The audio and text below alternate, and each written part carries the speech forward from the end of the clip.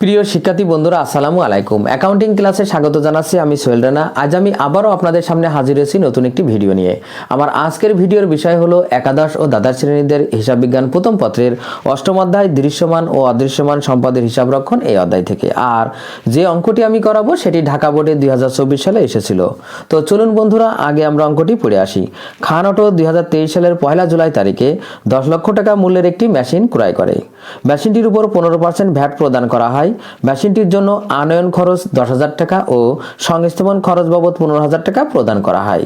মেশিনটির আনুমানিক আয়ুষ্কাল 4 বছর। মেশিনটির জীবনকাল শেষে অনুমিত ভগ্নাংশের মূল্য পাওয়া যাবে 1,50,000 টাকা। প্রতিষ্ঠানটি ক্রমহ্রাসমান জের পদ্ধতিতে অপচয় ধার্য করে। এরপর করণীয় কতে বলা হয়েছে 4 বছরের অপচয় দেখিয়ে একটি অপচয় সারণী তৈরি করো। তো দেখেন, আমাদের প্রথমে এখানে অপচয় সারণী তৈরি করতে বলা হয়েছে। এর জন্য আমাদের একটি ছক লাগবে। তো দেখেন ছকে কি কি থাকবে: বছর, প্রারম্ভিক মূল্য, অপচয়, পুঞ্জভূত অপচয় আর সমাপনী মূল্য। তার আগে দেখেন এখানে আমাদের বলেছে প্রতিষ্ঠানটি ক্রমহ্রাসমান জের পদ্ধতিতে অপচয় ধার্য করে। এর জন্য আগে আমাদের অপচয়ের হার বের করে নিতে হবে, যেহেতু এখানে অপচয়ের হার দেওয়া নেই। আর ক্রমহ্রাসমান জের পদ্ধতিতে অপচয়ের হার বের করার নিয়ম দেখেন, এটা নোট আকারে লিখতে হবে। অপচয়ের হার সমান 100 ভাগ আয়ুষ্কাল। তো এখানে দেখেন গুণ 2। তো এখানে দেখেন আমাদের 100 বলতে এখানে সূত্রের 100 আর আয়ুষ্কাল কত 4 বছর, তাহলে 4 এরপরে গুণ 2। তো এটা 100কে 4 দিয়ে ভাগ করলে আমাদের 25, তার সাথে 2 দিয়ে গুণ করলে 50, তার মানে 50% হলো অপচয়। আরেকটি বিষয় হলো এখানে আমাদের প্রথমে সম্পদের মূল্যটা বের করে নিতে হবে। তো মনে রাখবেন, কোনো স্থায়ী সম্পদ ক্রয় থেকে শুরু করে ঠিক ব্যবহারের আগ মুহূর্ত পর্যন্ত যত খরচ সব যোগ করেই তারপরে সম্পদের মোট ক্রয় মূল্য বের করে নিতে হয়। তো এখানেও আমাদের তাই, এটাও নোট আকারে আমরা লিখবো। তার মানে মেশিনের মোট ক্রয় মূল্য। তো এখানে মেশিনের মোট ক্রয় মূল্য আমাদের মেশিনের, আমরা এটা 1 নম্বর দিই, এটা 2 নম্বর। মেশিনের মোট ক্রয় মূল্য। তো এখানে কি কি আসবে? এখানে আসবে মেশিনের, প্রথমে মেশিনের ক্রয় মূল্য 10 লক্ষ। এখানে আপনি লিখেও নিতে পারেন আগে যে ক্রয় মূল্য যোগ সংস্থাপন ব্যয় যা যা আছে। তো আমি একবারে টাকাগুলোই যোগ করে দিচ্ছি। তার মানে মেশিনের ক্রয় মূল্য 10 লক্ষ টাকা লিখলাম, 10 লক্ষ টাকা। এর সাথে যোগ হবে যে ভ্যাটটা কাটতে হবে ক্রয় মূল্যের উপর। তো ক্রয় মূল্য 10 লক্ষ টাকা, তারপর 15% করে হবে 1,50,000। আমি একবারে লিখি 1,50,000। এরপরে আমাদের আছে হলো যে আনয়ন খরচ 10,000 আর সংস্থাপন ব্যয় আছে 15,000। তার মানে দুইটাই যোগ হবে 10,000 আর 15,000। এই মিলে আমাদের টোটাল যোগফল হবে 11,75,000। তো আমরা এখানে 11,75,000 আমরা লিখি। তার মানে যোগ করে যে টাকা হচ্ছে আর কি, এটাই হলো আমাদের মেশিনের মোট ক্রয় মূল্য। তো এটা খেয়াল রাখতে হবে। এরপরে দেখেন আমাদের বছর আমরা যেহেতু অঙ্ক শুরু করছি 2023 সালের 1 জুলাই, তার মানে মেশিনটি কেনা হয়েছে 2023 সালের 1 জুলাই। তাহলে প্রথম বছর হবে আমাদের এখানে 2023, তারপরে 2024, যেহেতু প্রথম 4 বছর আর অঙ্কটিও 4 বছর, তার মানে এখানে 2025, তারপরে 2026। আমরা সালগুলো পরপর লিখে নিলাম 4 বছরের জন্য। এরপরে দেখেন প্রারম্ভিক মূল্য, তার মানে প্রথমে যে মেশিনটির মূল্য অর্থাৎ মোট ক্রয় মূল্য যেটা, সেটাই প্রথম প্রারম্ভিক মূল্য হিসেবে আমরা লিখবো এখানে 11,75,000 টাকা লিখলাম। এবার দেখেন অপচয়। তো অপচয়ের হার আমরা পেয়েছি এখানে 50%।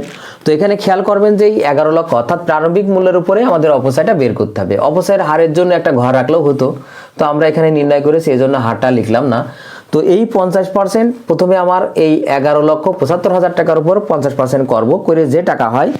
তো প্রথম বছরের জন্য আমাদের এখানে 6 মাসে নিতে হবে, কারণ মেশিনটি কেনা হয়েছিল জুলাই মাসে আর আমরা হিসাব করছি 31 ডিসেম্বর।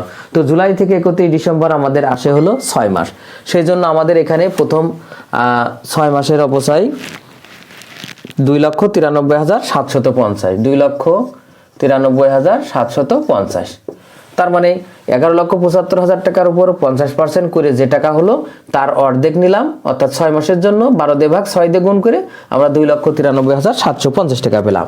এবার দেখেন পুঞ্জীভূত অপচয়, মনে রাখবেন পুঞ্জীভূত অপচয়টা হলো অপচয় যোগ করে করে আসতে হবে, টোটাল অপচয়। তার মানে এই প্রথম বছরে আমরা অপচয় কাটলাম 2,93,750 হলো, তার মানে আজ পর্যন্ত আমাদের মোট অপচয় এই 2,93,750 টাকাই। এবার দেখেন সমাপনী মূল্য, মনে রাখবেন প্রারম্ভিক মূল্য থেকে তার অপচয় বাদ দিলে আমরা সমাপনী মূল্য পাবো। তো এখানে আমাদের সমাপনী মূল্য হলো 8,81,250 টাকা। এই টাকায় আবার বছরের শুরুতে আসবে পরের বছরে, তাহলে 8,81,250 টাকা হলো 2024 সালের প্রারম্ভিক মূল্য। এইবার আমরা এই 8,81,250 টাকার উপরে আমরা 50% অপচয় কাটবো, আর আমাদের অপচয় কাটলে আসে 4,40,625 টাকা। তার মানে এই 8,81,000 টাকা, 8,81,250 টাকার উপর 50% করলে 4,40,625 টাকা হয়। আর পুঞ্জীভূত অপচয় আগে ছিল, আগের বছর পর্যন্ত ছিল 2,93,750, আর নতুন অর্থাৎ 2024 সালে হয়েছে 4,40,625 টাকা। এই 2 টাকা মিলে আমাদের এখানে টোটাল আজ পর্যন্ত পুঞ্জীভূত অপচয় হলো 7,34,375 টাকা। এবার আমরা কি করব, সমাপনী মূল্য নির্ণয় করব। তো মনে রাখবেন এই বছরের প্রারম্ভিক মূল্য ছিল 8,81,250, যার সাথে এই বছরের অপচয় বাদ দেব, দিয়ে আমরা পাবো 2,20,312, সরি 4,40,625 টাকা পাবো আমরা। তার মানে প্রারম্ভিক মূল্য থেকে এই বছরের অপচয়টা বাদ দিলে আমরা সমাপনী মূল্য পাবো। এবার দেখেন এই সমাপনী মূল্য আবার পরের বছরের শুরুতে প্রারম্ভিক মূল্য হবে, তার মানে 4,00,000, এখানে একটা শূন্য বেশি আছে, 4,40,625, এটা হলো প্রারম্ভিক মূল্য। তো এই প্রারম্ভিক মূল্যের উপর আবার আমরা এই 50% অপচয় কাটবো।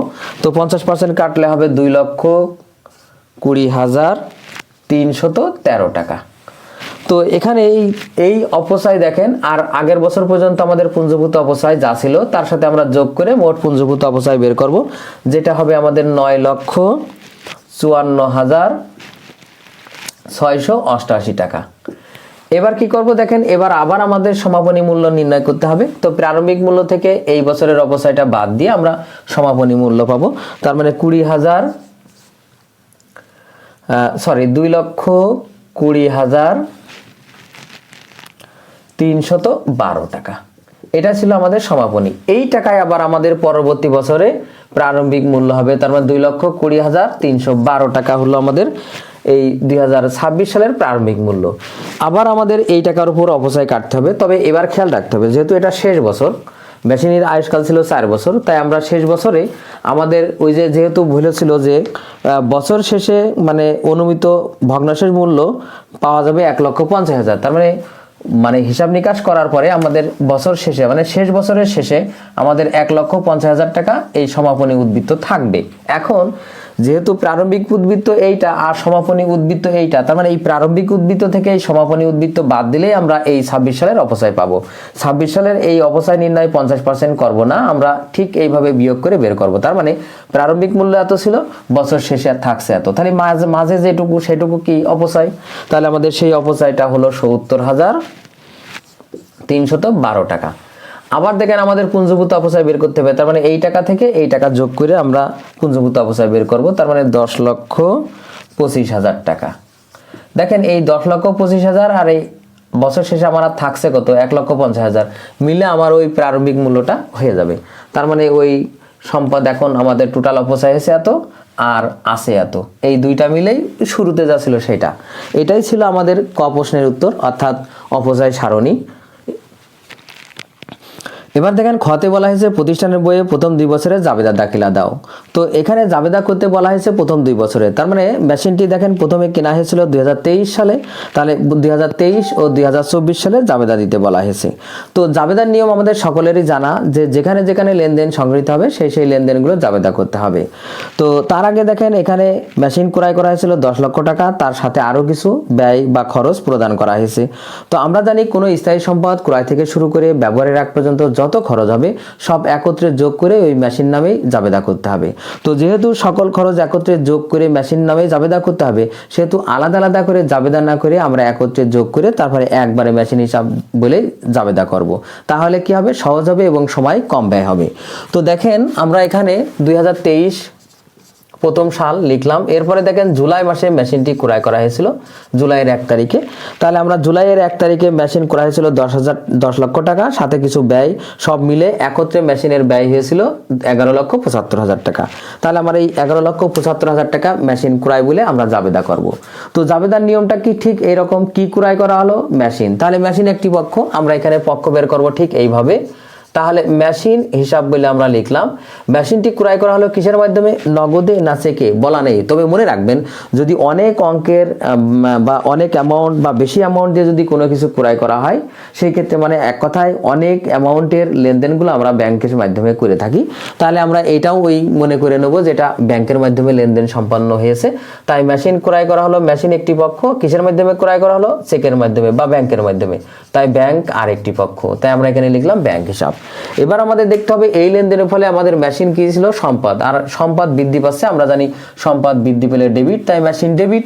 আরেকটি পক্ষ কি, ব্যাংক হিসাব। আমাদের এই লেনদেনের ফলে ব্যাংকের টাকা হ্রাস পাচ্ছে, মানে আমার ব্যাংকে যে জমা টাকা আছে, তাই ব্যাংক সম্পদ, সম্পদের হ্রাস পেলে ক্রেডিট, তাই এখানে আমাদের ব্যাংক হিসাব ক্রেডিট। টাকা হবে 11,75,000 টাকা, 11,75,000 টাকা। এরপরে আমরা ব্যাখ্যা লিখব, যেহেতু মেশিন ক্রয় করা হলো, যেহেতু মেশিন ক্রয় করা হলো, এটা ছিল আমাদের প্রথম জাবেদা। এরপরে দেখেন এই 2023 সালে অর্থাৎ 1 জুলাই তারিখে আমরা যে ক্রয় করলাম, ক্রয়ের জাবেদা। এরপরে আমাদের 2023 সালের যখন শেষ হবে অর্থাৎ 31 ডিসেম্বর, তখন আমাদের অপচয়ে জাবেদা করতে হবে, কারণ আমরা মেশিনটি কিনেছিলাম ব্যবহারের জন্য। তাহলে ব্যবহারকালীন ক্ষয়টাই হলো অপচয়। সেই অপচয় আমাদের দেখেন করণীয় কতে আমরা বের করেছিলাম। প্রথম 23 সালে অপচয় ছিল 2,93,750 টাকা।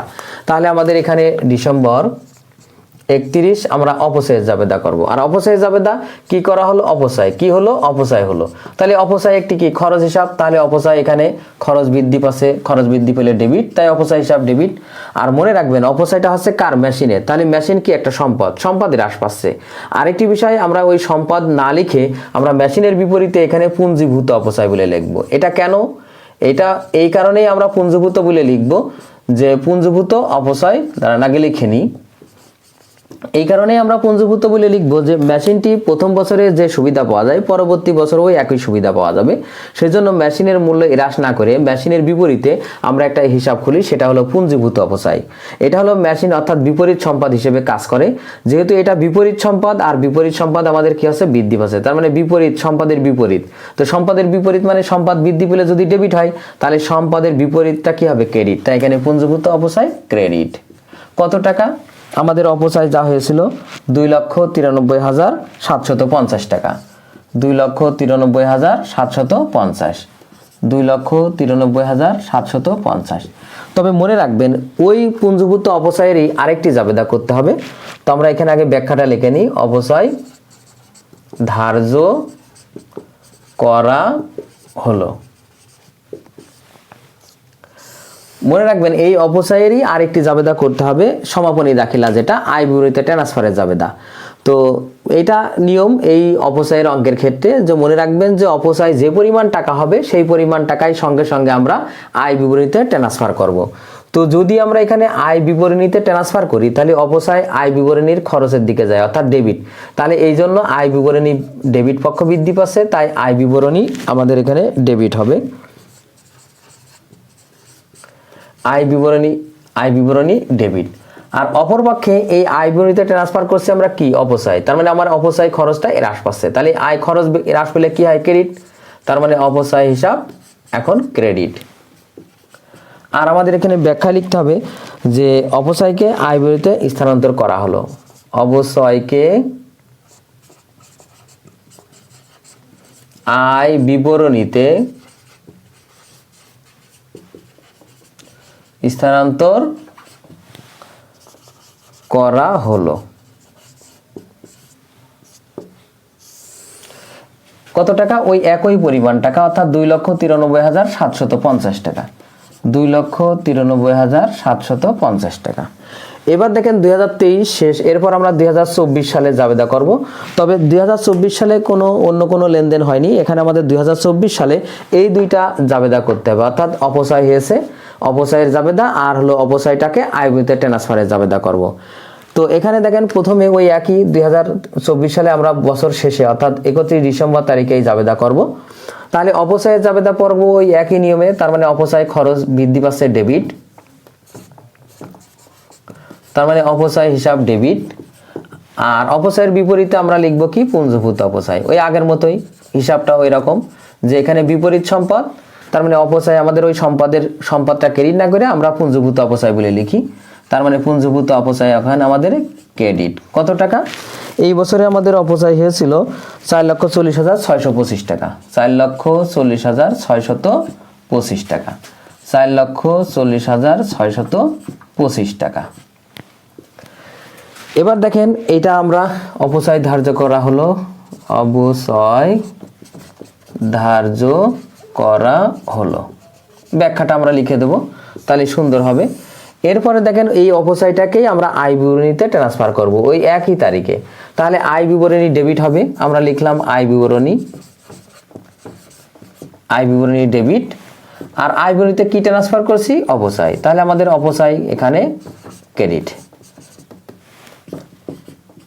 আগের মতোই চিন্তা করে আমাদের এই একই নিয়মে আয় বিবরণী ডেবিট আর অপচয় ক্রেডিট। আর এখানে লিখবো যেহেতু মানে অপচয়কে আয় বিবরণীতে ট্রান্সফার করা হলো, তাহলে অপচয়কে আয় বিবরণীতে স্থানান্তর করা হলো,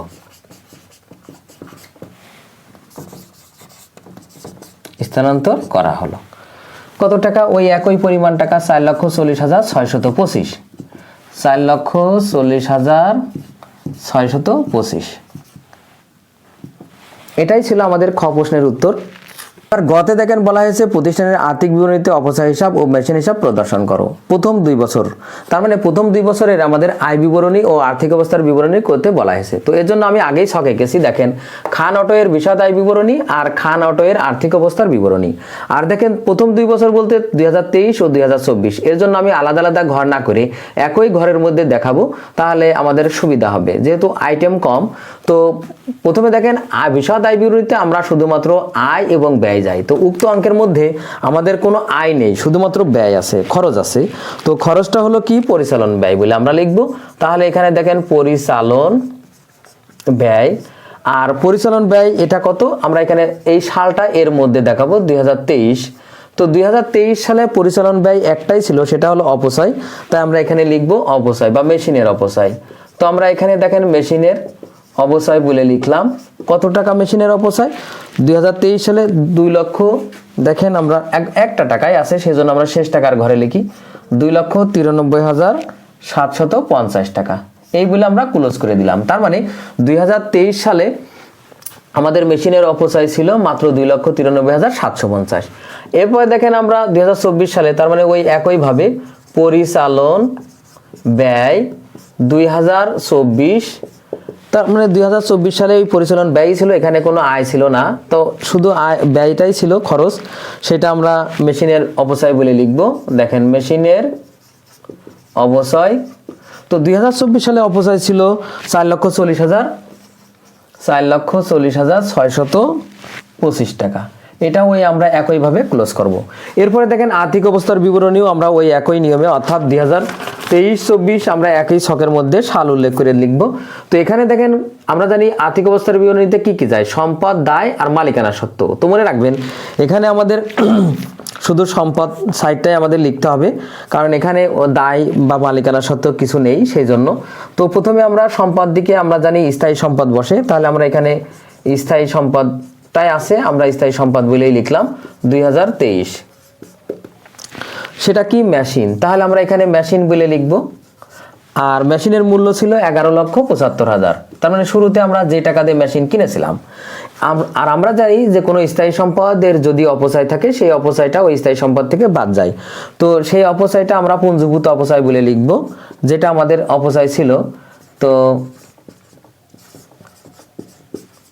পুঞ্জীভূত অপচয়। তার মানে 2023 সালে আমাদের পুঞ্জীভূত অপচয় ছিল 2,93,750। তার মানে 2023 সালে শুধুমাত্র এই একটাই অপচয় ছিল, আর এইটাই ছিল পুঞ্জীভূত অপচয়। এটা বাদ দিয়ে আমাদের টাকার ঘরে লিখতে হবে যেটা 8,81,250 টাকা। এরপর আমরা ক্লোজ করে দেব। ঠিক একইভাবে আমরা স্থায়ী সম্পদ বলে আমাদের এই 2023 সালে কিন্তু আর কোনো সম্পদ নেই, তাহলে আমাদের 2024 সালে আমরা ওই একইভাবে 2024 লিখে নিলাম। এরপরে আমরা ওই একই নিয়মে মেশিন হিসাব বলে লিখব। তো দেখেন মেশিনের মোট মূল্যটা এখানে লিখতে হবে, অর্থাৎ শুরুতে যে মূল্যটা ছিল, তার মানে 11,75,000 আমরা লিখে নিলাম 11,75,000। এরপরে মাইনাস এই যে পুঞ্জীভূত অপচয়, তার মানে পুঞ্জীভূত অপচয় বলে আমরা এই যে 2023 এবং 24 সালের মোট যে অপচয় সেটাই হলো 24 সালের পুঞ্জীভূত অপচয়। তার মানে যোগ করে আমরা করণীয় কতে বের করেছিলাম 24 সালে যে পুঞ্জীভূত অপচয় ছিল, অর্থাৎ আগের বছর এবং পরের বছরের অপচয়টা যোগ করে, তার মানে হলো 7,34,375 টাকা। এইটা বাদ দিয়ে আমরা টাকার ঘরে লিখবো 4,40,625 টাকা। তার মানে এরপরে ক্লোজ করে দেব। তো এটাই ছিল আমাদের গ প্রশ্নের উত্তর। তো ছাত্রছাত্রী বন্ধুরা, আজ এ পর্যন্তই। আমার ভিডিওটি কেমন হলো অবশ্যই কমেন্ট করে জানাবেন। যদি ভিডিওটি ভালো লেগে থাকে অবশ্যই ভিডিওতে একটি লাইক দেবেন। এছাড়াও অন্যান্য বন্ধুদের দেখার সুযোগ করার জন্য অবশ্যই ভিডিওটি শেয়ার করবেন। আর আমার চ্যানেলে যদি আপনি নতুন হয়ে থাকেন অবশ্যই আমার চ্যানেলটি সাবস্ক্রাইব করবেন। সবাইকে আবারও ধন্যবাদ। আল্লাহ হাফেজ।